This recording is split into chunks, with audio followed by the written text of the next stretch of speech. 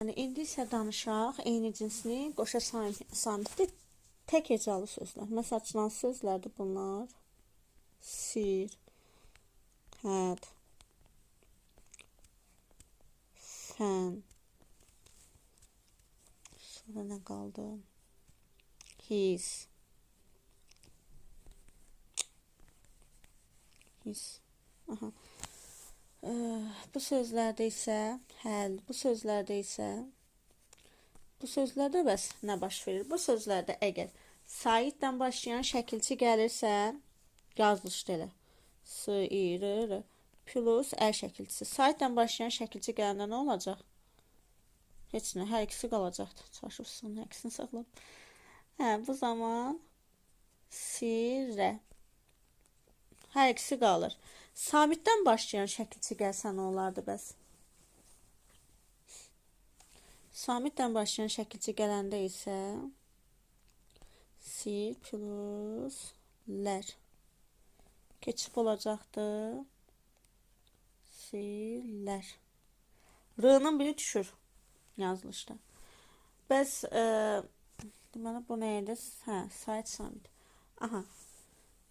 Bəs mürəkkəb sözün tərkib hissəsi olarsa, məsəl üçün mürəkkəb sözün birinci komponenti olarsa, məsəl üçün nə deyək? Məsəl üçün deyək ki, elə hiss həyəcan sözü. Hiss həyəcan. Belə yazılır da, düzdür, hiss həyəcan. Bu zaman tələffüzdə artıq nə baş verəcək? Bu zaman yazılışda yenə qoşa s qalır. Amma tələffüzdə s-nın biri düşür. Hiss həyəcan olur.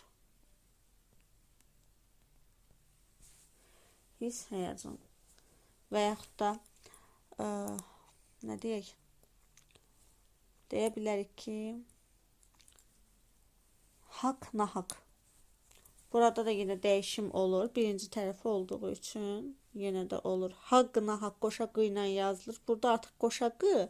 Görsünüz, burada da yine qoşa q-da bir fərqlilik hiss edirik. Qoşa q nə olacaqdı? Haqq, nahaq. Qoşa q k kimi tələffüz olunacaq. Nahaq. Gördünüz, qoşa q nə qədər fərqli tələffüz oldu. Həm k-q, həm x-q, həm də ikisi bir gedib bir q kimi tələffüz, bir k kimi tələffüz olundu. Haqq, nahaq. Birinci tərəf olanda belə olur. Bəs ikinci tərəf olsaydı nə olardı? Məsəl üçün ikinci tərəf olsaydı, mürəkkəb sözün ikinci tərəf olarsa, bu zaman artıq məsəl üçün bitişik yazılır. Məsəl üçün deyək ki, burada adətən burada deməli bitişik yazılacaqdır və son samiti itirəcək, düşəcək. Məsəl üçün elə rəsm xətt sözü. Keçdiyimiz rəsm xətt. Rəsm xətt. T-nın biri düşdü T-da. Hüsn xətt. Hüsn yox. Hüsn xətt. Hüsn xətt. T-nın biri düşdü. Gördünüz? İkinci tərəf olanda düşür. Birinci tərəf olanda yazılışda qalır. Sadəcə tələffüzündə fərq olur. Amma birinci tərəf olanda yazılışda hər ikisi durur. İkinci tərəf olanda isə tələffüz bir kənara, yazılışda belə bir samitini itirir. Belə şəkilçilərlə bağlı. Burada isə iki dənə sözdə bir fərqlilik var. İki sözdə. O da niyə? Başqa sözlə qarışdırılmasın deyə.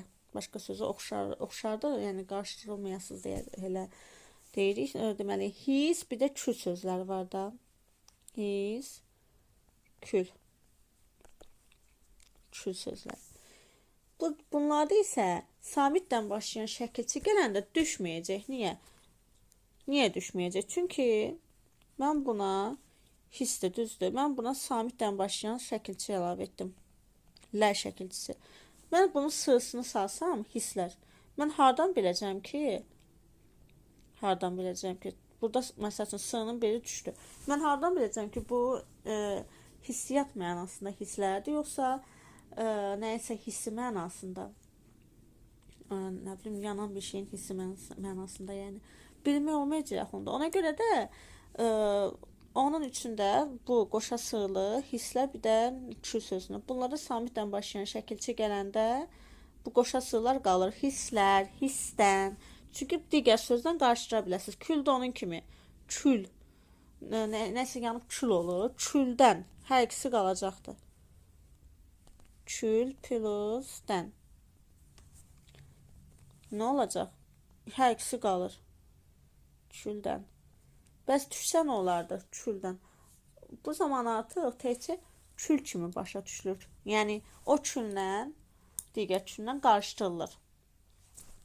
Bir dənə burada siz şəkilçisi var ki, o siz şəkilçisi his sözünə qoşularsa, o siz şəkilçisi, o zaman s düşəcəkdir. Çünki 3 dənə s-sı yanaşı gəlir də.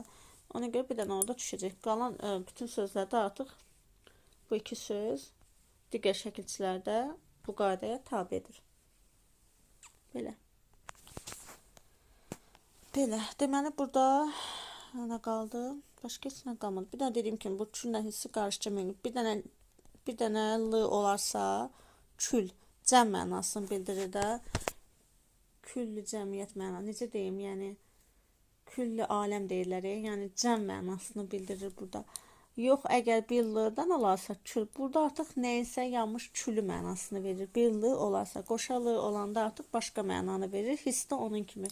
Bu iki sözü bir-birinə qarışdırmayaq deyə bu sözlərə fikir verək. Hələlik.